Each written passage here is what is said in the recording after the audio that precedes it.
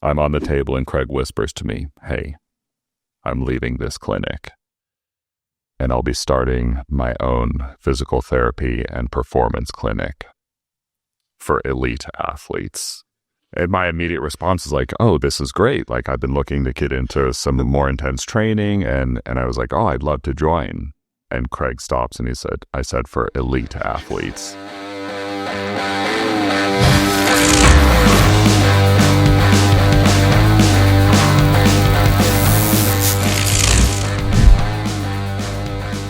Welcome back to Past Your Prime, the podcast for people who still identify as athletes, but whose body started filing formal complaints with the Human Resources Department. I like that one. That's a good intro for the day. I'm Alex, pro volleyball player, dad of multiple small humans, and a guy who's learned the hard way that enthusiasm does not count as preparation. Here with my co-host, Craig Smith, life professional, physical therapist, destroyer of stretching, and other accolades to note.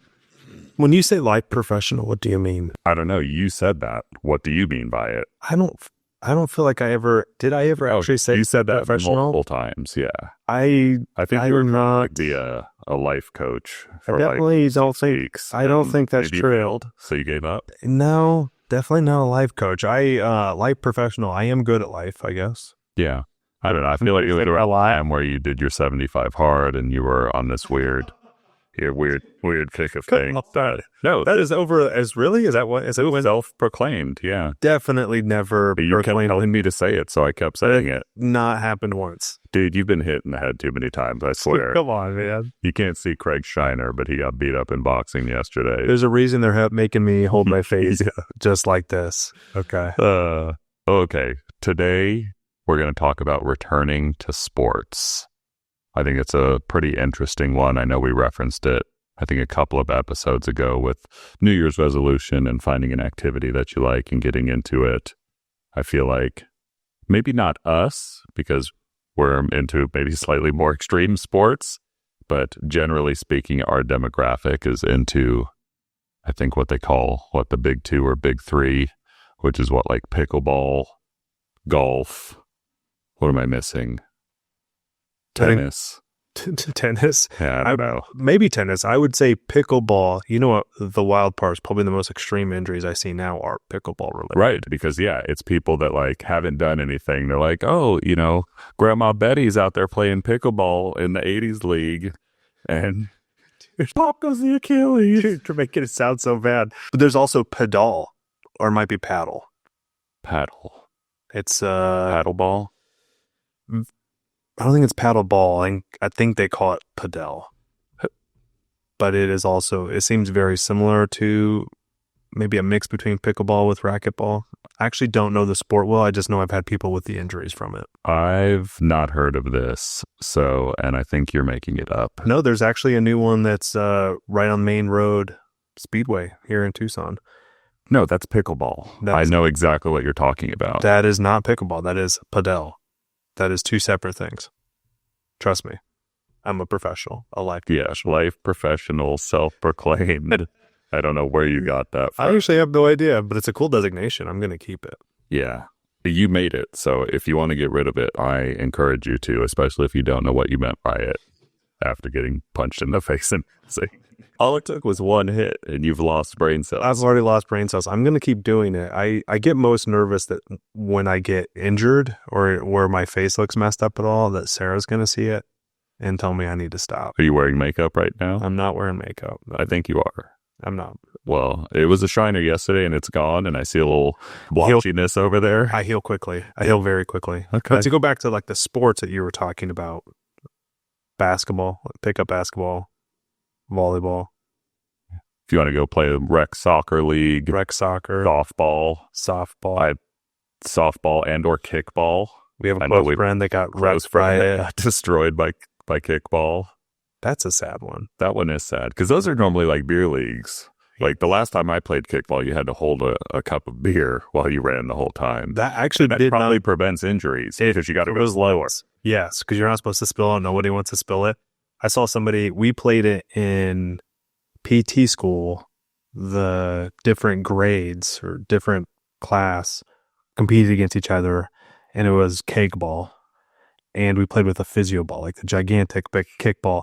And I still have this memory of somebody kicking the physio ball, and it's huge. And one of the people, she's really small, and she had it, and the ball hit her, bounced off her, and the ear exploded. So it looked like a kill shot. It's one of my favorite memories from school. Amazing. Yeah. So we wanted to talk about kind of returning to sports from two different angles. So we've got kind of my angle where I get injured or there's a major national worldwide event that causes me to take significant time off. And then I come back to the sport full force and compete at the highest level that I can immediately and end up very quickly destroying myself. And then the kind of opposite spectrum of that is like, maybe I've been an active person, but maybe I've just been a couch potato and I'm going to go, play in a sand volleyball league or go play in a rec kickball league. And I've done nothing to prepare or very minimal to prepare for this. So one option is you have a lot of experience in the activity, but a very large period of time off. Right.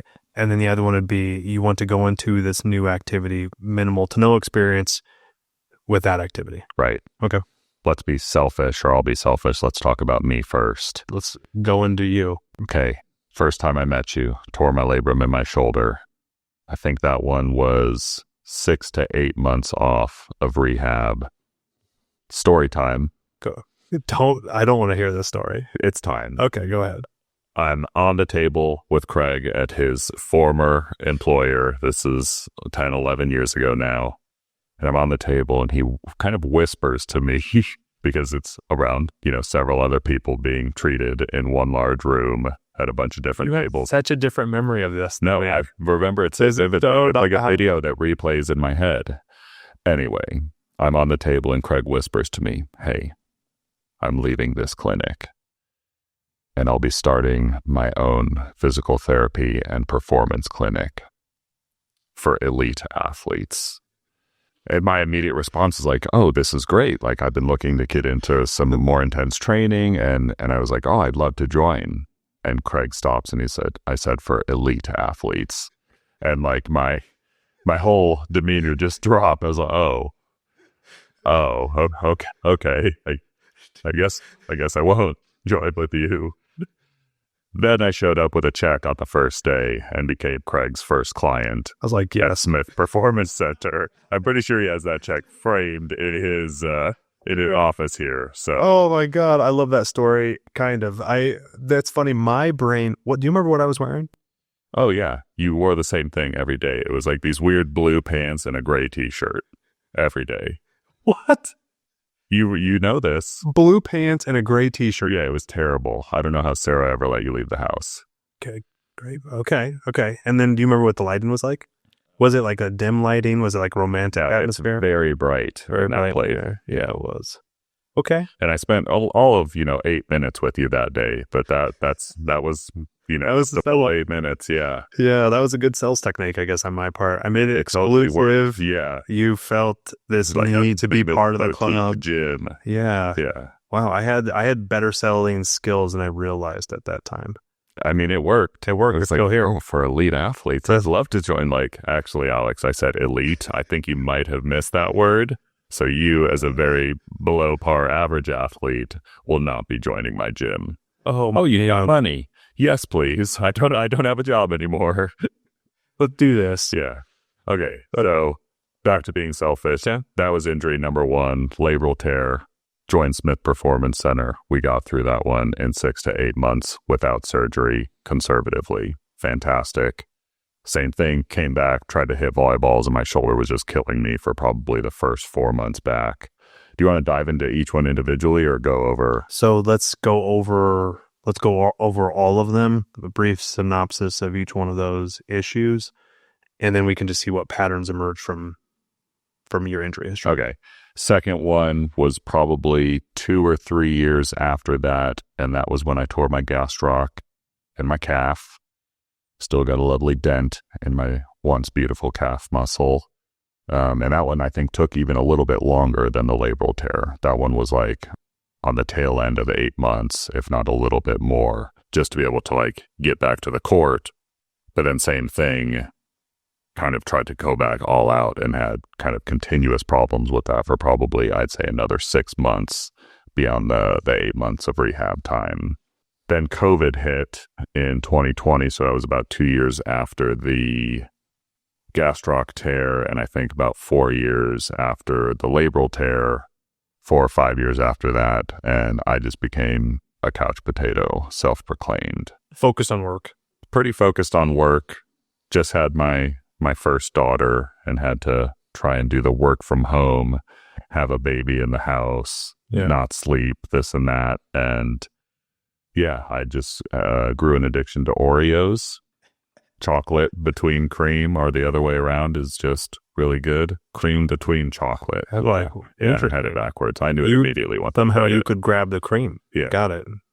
No, I mean, that's the only part people really want, right? Yeah. So then gained a bunch of weight and kind of everything that came with COVID, and then decided, I think 2022, like, okay, this is over. I don't have to wear a mask when I play sports. Like, I'll jump right back into it. That was pretty terrible. And then most recently, we're about 1.5 years out from breaking my wrist, and that one took another, I'd say, 9 months. I was physically active all of those 9 months, as I was with all of them except for the COVID. But same thing, I came back immediately and was just, my wrist has honestly hurt ever since. And it continues to decrease. Time will tell if it ever completely goes away. But I do think your wrist was managed much better for the return to activity. Yeah. The pattern that I believe comes out each time when we talk about your history of injuries, you'll have a period of time where you have a serious injury or significant injury that means you can't work out as hard. You go back to doing the activity. I do think this part's actually very counterintuitive. Your physical capacity is still very, very high, and you can ramp it back up to playing at a very high level very, very fast. But the tissue capacity piece, and I'm saying when you don't play the sport, your tissue capacity always will drop. It'll always drop in conjunction with the level of inactivity. So if you don't have those high peak stresses happening via the sport, which you really can't replicate without the sport activity, your tissues everywhere handle it less. Yeah, and I think at least with the most recent injury of my wrist, that was super apparent because I was doing the box jumps. I was doing approach jumps, like I was just lifting legs for 9 months. And then I came back to try and play volleyball, and like my motor learning or motor control was just so off. I mean, it was crazy to me. It's like I can hit a 48-inch box jump in the gym, but then I go to try and jump and hit a volleyball in that manner, or that using that technique, and I just couldn't put it all together. But how quickly did it come back though? Probably like a month. Yeah, think about that. That's incredibly fast. But if you think about your tissue healing cycles, it's just way longer, dramatically slower, right? Yeah. Biggest mistake that I see when people are coming back from sport is that they don't apply as many of the normal stresses, peak stresses that they're going to have on their body with sport, that they don't try to maintain all of those the whole time. And I'm not saying that it has to be at the same level of rigor. Like, it does not have to be the same volume, but you want to have some level of intensity as much as you can to match it, right? And that's one of the reasons, like with your wrist, I think that you've had a better build is because we didn't allow you to completely, you decided and we helped you not completely unload. But if you think through all the different things that you collect, even from a mild amount of time, taking time off, all the new injuries and new issues, when you try to ramp it back up, those derail a lot of people. And I would say that's the number one mistake I see when people who have a vast experience with a sport and then they take time off, they can rapidly go right back to the same level they were at before. And by same level, I mean the same level of intensity, very close in skill. So they're generating tremendous forces. Like we're talking about volleyball, or if we're talking about people who run and any of those activities, you're going to be able to get there much faster than what your tissue is probably going to be able to handle if you took off that time. Well, and I think of like the NBA, like I'm definitely not comparing myself to NBA, but like they have the G League so that like players get injured. They have like kind of an intermediary where the level of competition is not going to be as high as their peak stress, but they're able to kind of ease their way into it. I unfortunately did not ease into it in any of these except for probably the wrist.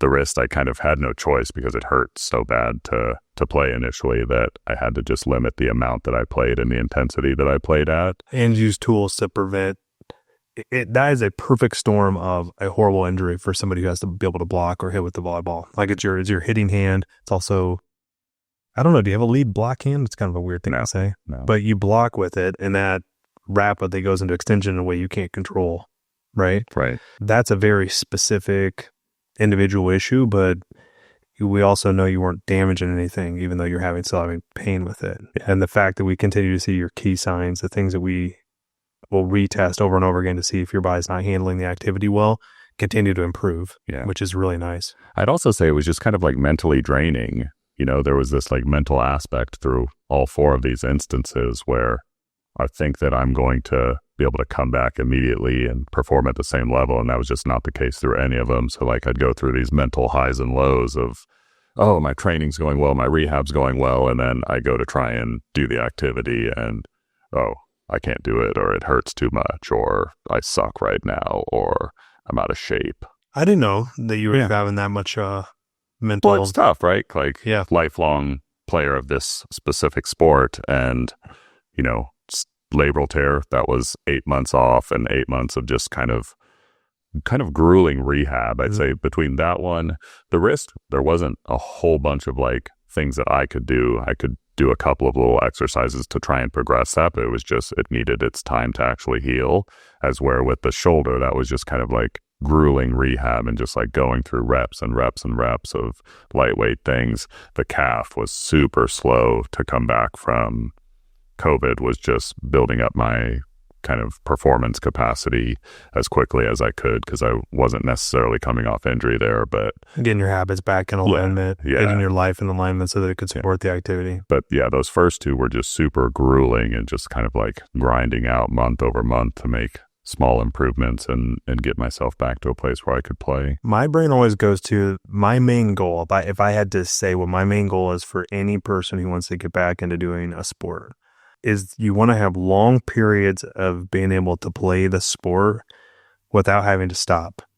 And the biggest mistake that I see with athletes, whether that's somebody who's a weekend warrior or a person who's playing professionally, is that they don't respect their tissue capacity and their energy capacity.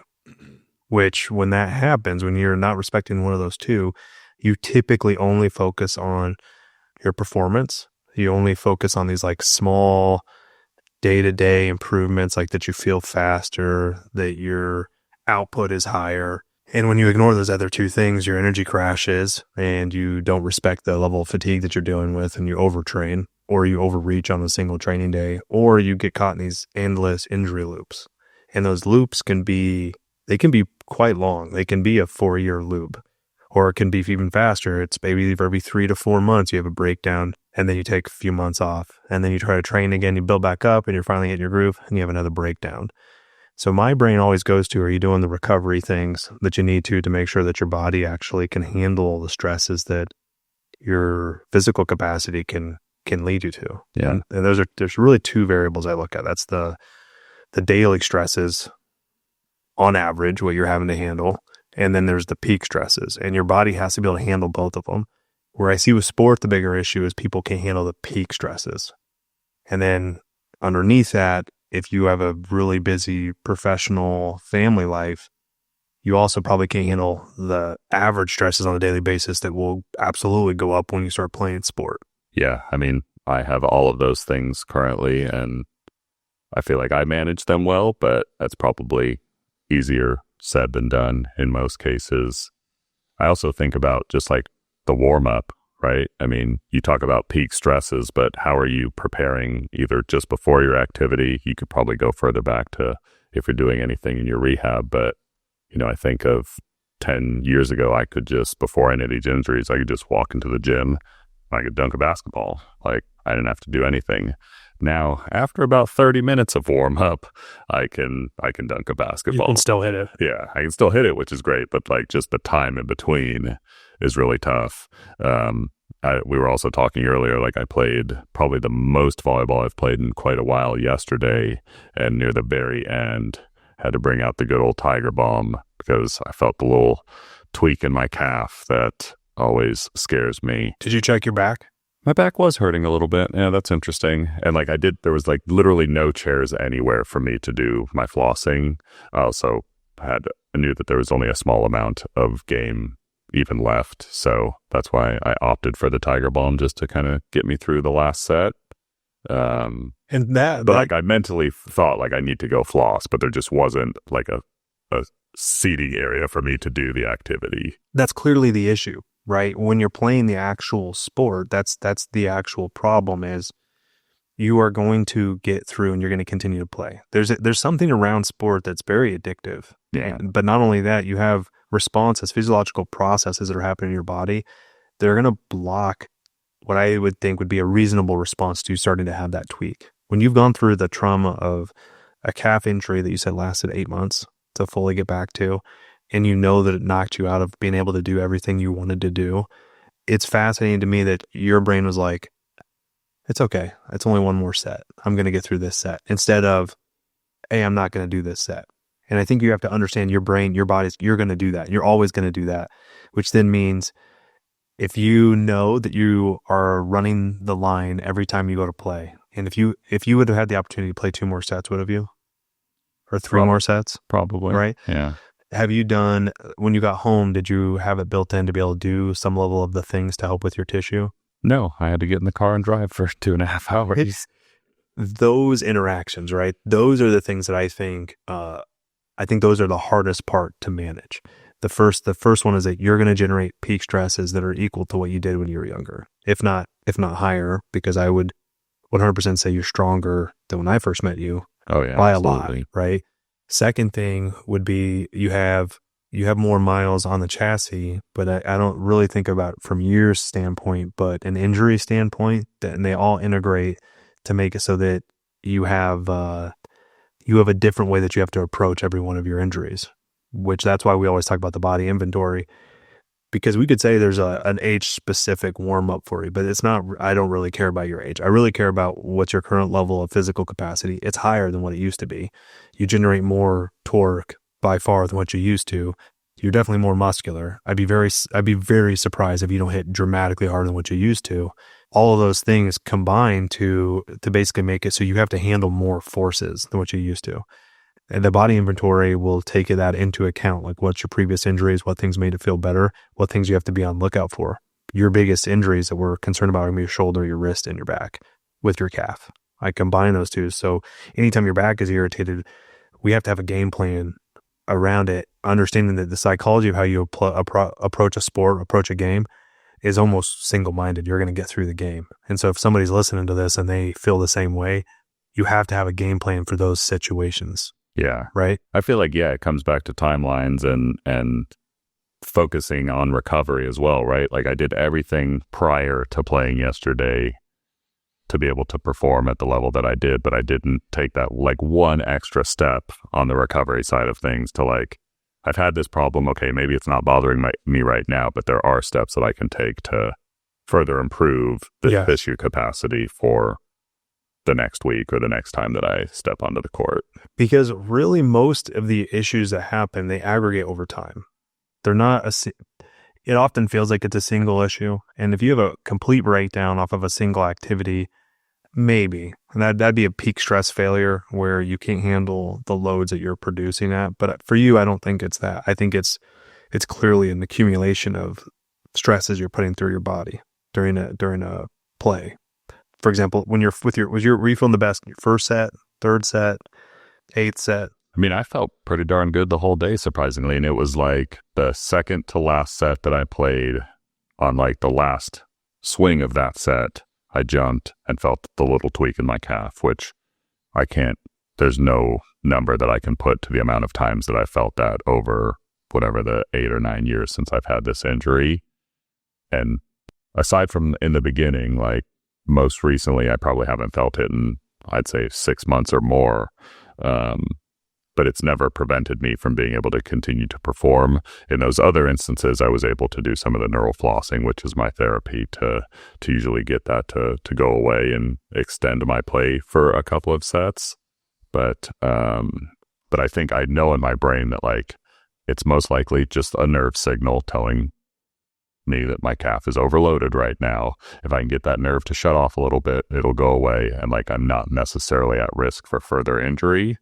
Is that like a kind of my biggest concern when somebody has a recurring injury like yours, especially when we're talking about returning to sport, is that sport's going to be the highest stresses you're gonna have, but then you clearly have interactions. So for example, we know that driving is an interaction from your back with your calf.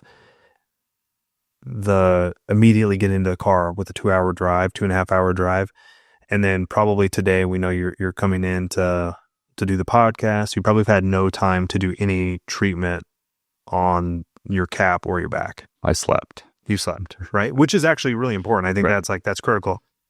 But that's where I think those are times where these are really cool learning areas. So if you have an injury and you have a tweak, you can look at what your response was. And then also, was it, if you could have changed it, for example, you already now know you have to figure out something if there's nothing to hook your band onto.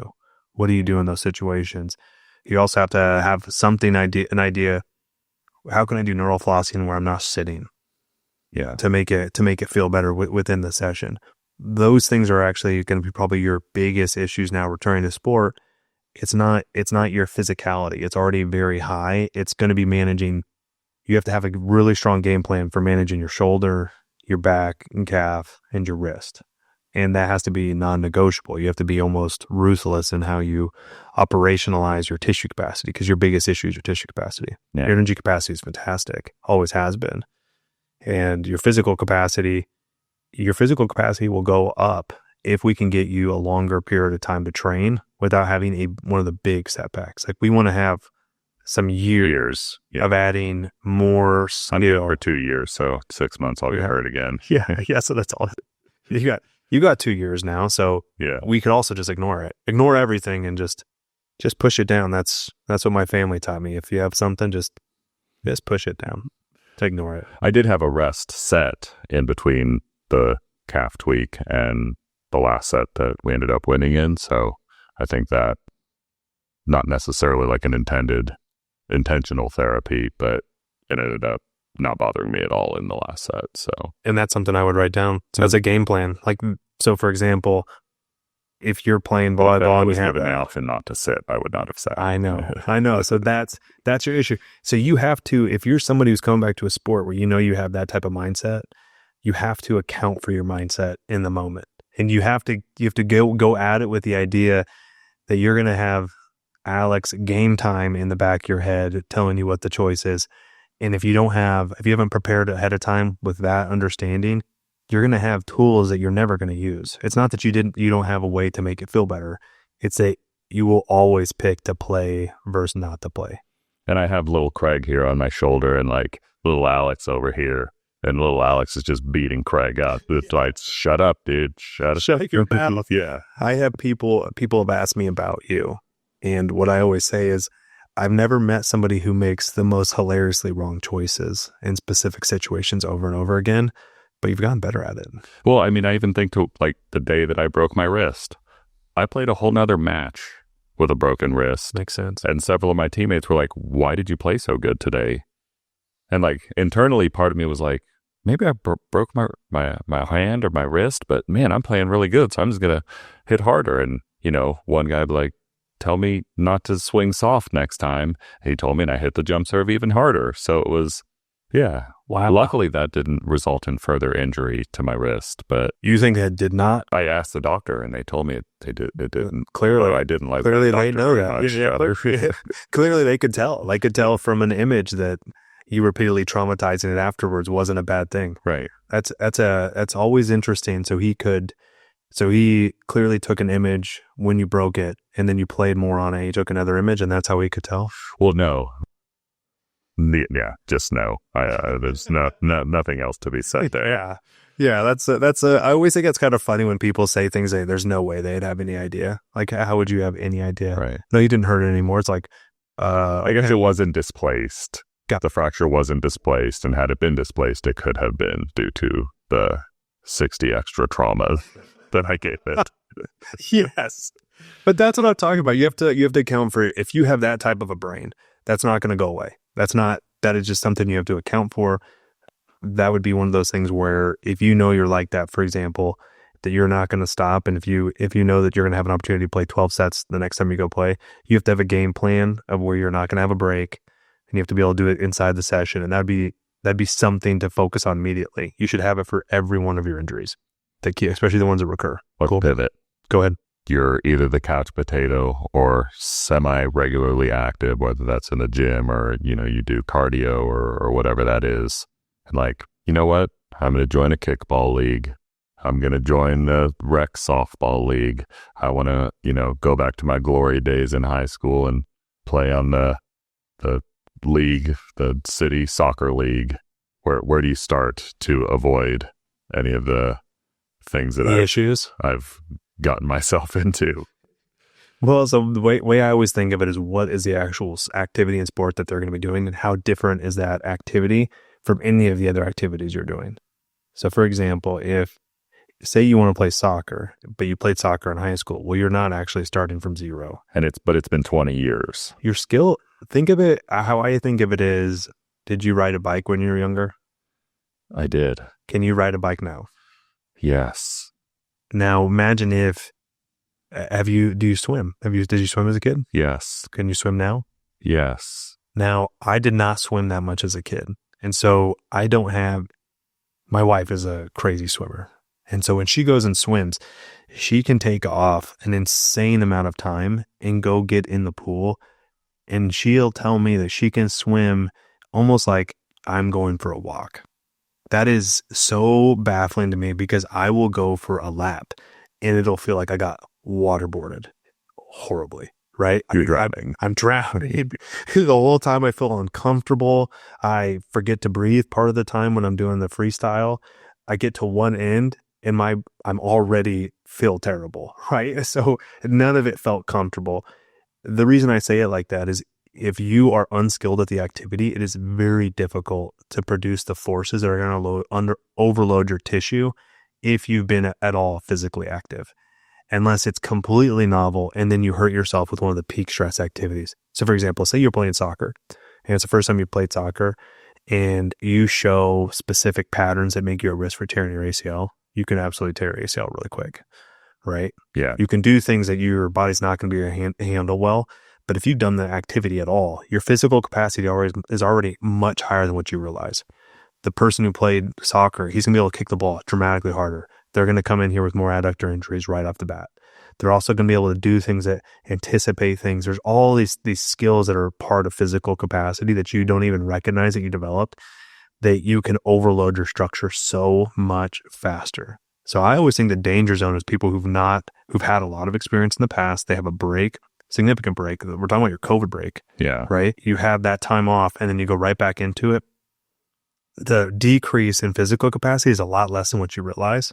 And the decrease in tissue capacity is a lot more than what you think it was. And so that mismatch, you come in with a gigantic mismatch right off the bat. And that's why people who play pickup basketball, it's the reason why they blow their Achilles tendon out with that so easily, or hurt their knee, or they have one time of playing and it feels like somebody beat them with a bat. It's because you were playing at a much higher level than what any of your tissues could actually handle. But that's kind of the cool part about our nervous system and our memory of how we play. You can work way harder than what you can tolerate. Well, and I know a lot of people, we referenced it, the kind of big three earlier, that are getting into sports that they've never played before. I think the biggest one is probably pickleball. God, I love it.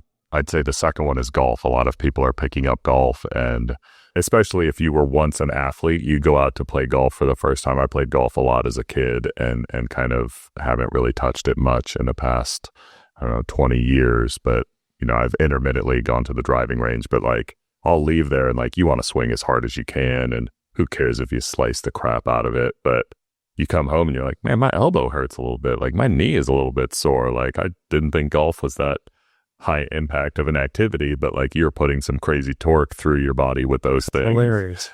Tennis is the other one that like, oh, I want to get back into, just doing some light tennis. And I mean, that's a pretty similar sport to volleyball or even pickleball, where like there's a lot of lateral movement there. I hear a lot of people, going out for pickleball for the first time and their Achilles pops, or they tear a calf, or, maybe they hurt their shoulder or something like that because they're trying to whack that pickleball as hard as they can. I just bought Audrey a pickleball set for Christmas, so we'll see what happens. Yeah, we'll see what happens when we finally get out there. So I guess that is actually a good point. There's carryover between sports. So depending on what type of sport you've done, and once again, your mentality. So I would actually say that not everybody feels horrible the first time after they tried golfing. Okay. But you said you had some experience when you were younger. But if you've had none. And that wasn't me, that's other people some I other talked people, to. But the most interesting part that I always think of is, are you focusing on power production or are you focused on skill development? Yeah. And if you're focused on power production, you can make anything really hard. I for example, I could go out and focus. If I want to go play softball, I could go see if I could throw the ball really far, and I will hurt my shoulder. But if I'm trying to play within the skill development of the sport, I don't find the peak stresses typically get nearly as high. So you're not really going up past what you're normally going to be doing on a day-to-day basis. But if it is something completely novel, you might.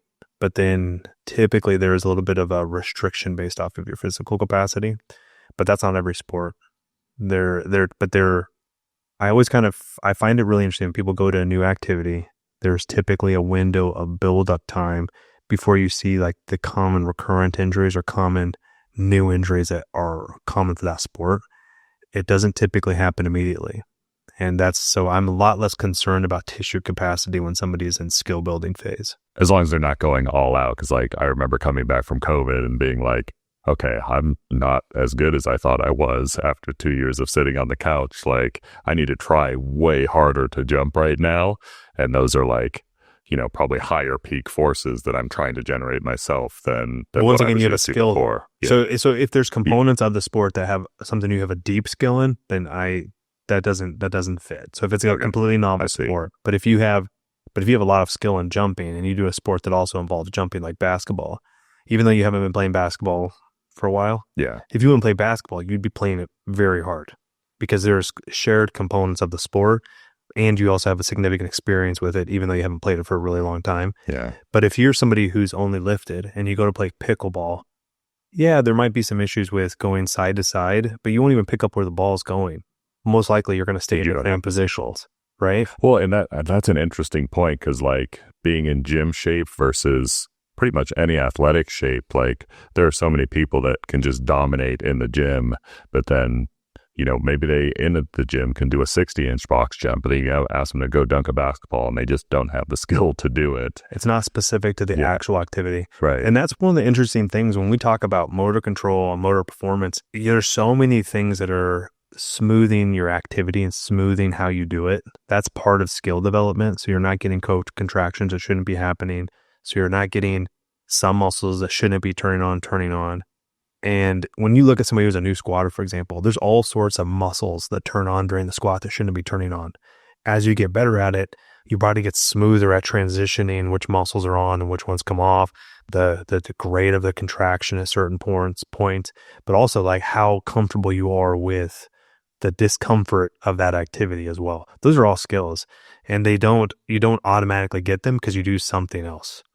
That's why physical activity, it's really specific to the activity you're doing. Some of them will support it. That's why strength training to me is the ultimate beginning physical capacity skill, because once you learn how to do that, it can support most of the other things in a really nice way. You can structure in a way that's really supportive. But if you want to get good at a sport, you have to do the sport. You can't just work on skill building and focus on skill building rather than just like overall performance metric. Yes. There's a huge difference. There's a huge difference between somebody being taught the volley of volleyball, the sport of volleyball. Yeah. Right? You could practice volleying an insane amount. Against the wall for hours every day. It does not matter. Somebody hitting a jump serve at you is just going to hit you in the face. That's how my brain thinks of it, right?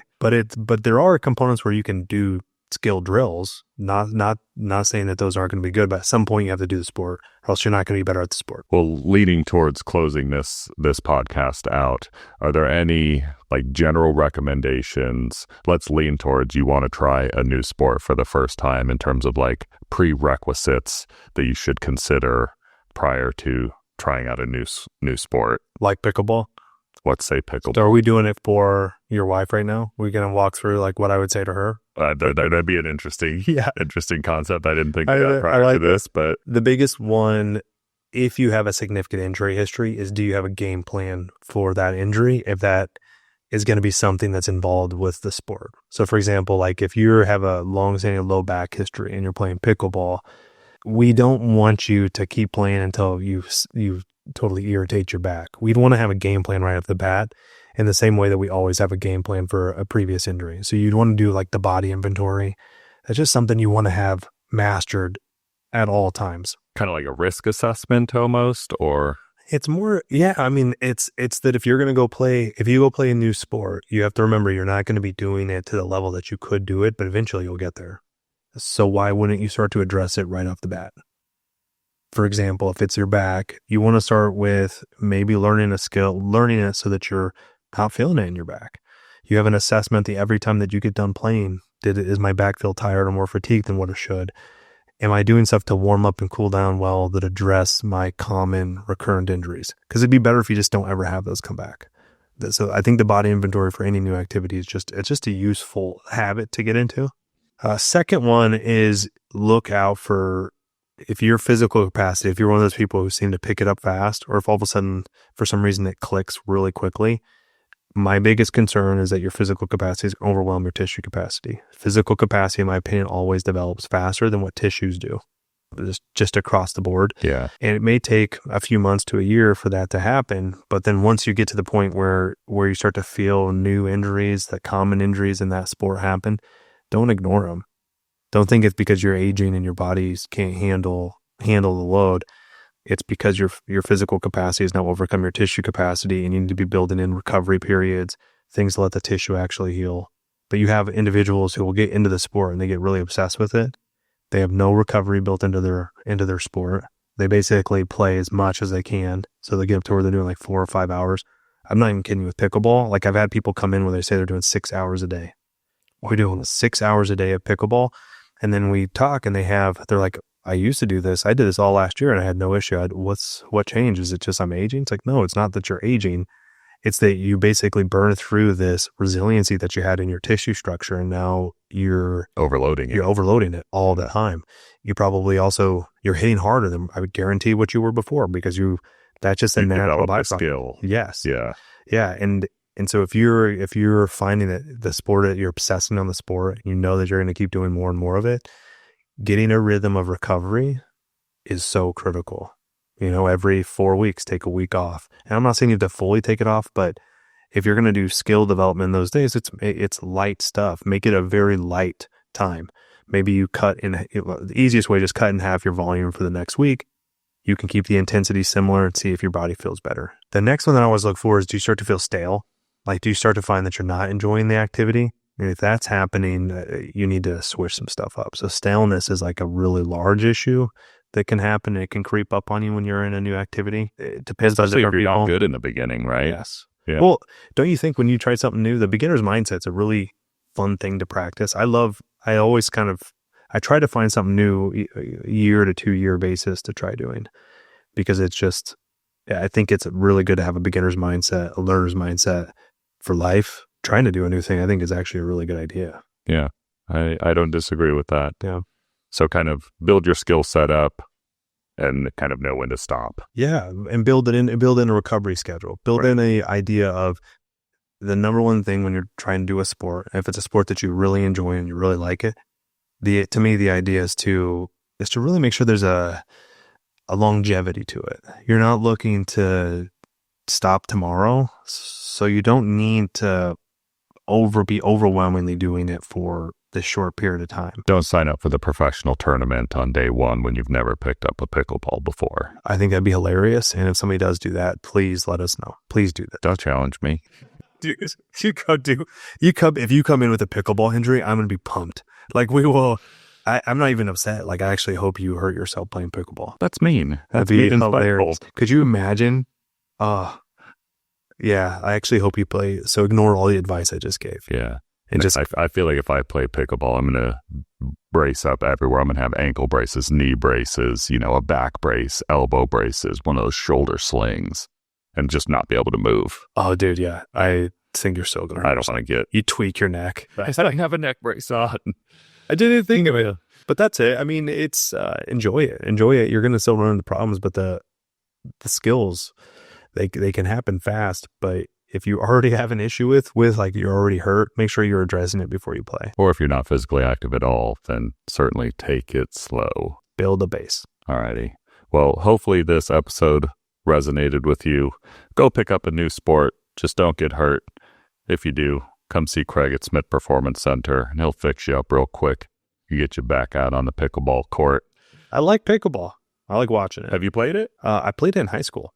No, you didn't. It wasn't even a thing, man. It wasn't a thing, but we definitely had it as a thing for pickleball, the PE class. When I was working at the sports store like 15 years ago, we were selling pickleballs to the folks way up north in the like retirement communities all the time. And I was like, why do they keep coming in and buying these pickleballs? I have no clue what this is. And then it just blew up in the last 2 years. By far my favorite thing with what I do is I get to see the trends of activity. It is by far the most fun thing because it always carries with it this new injury pattern. Yeah. I love that. I love watching how new things come out because there's always an aspect of, well, it's lower load, so it's supposed to be healthier and not hurt you. I heard that with triathlon because triathlon is because you're doing it across three things, so you're not going to overdo it on any of the three. You're overdoing all three. That's crazy. That's crazy. That was what I just love that. I love that aspect of it because everybody gets hurt doing everything. So, alrighty, this was a fun one. I think we'll probably see you next time. BYB, baby. Peace.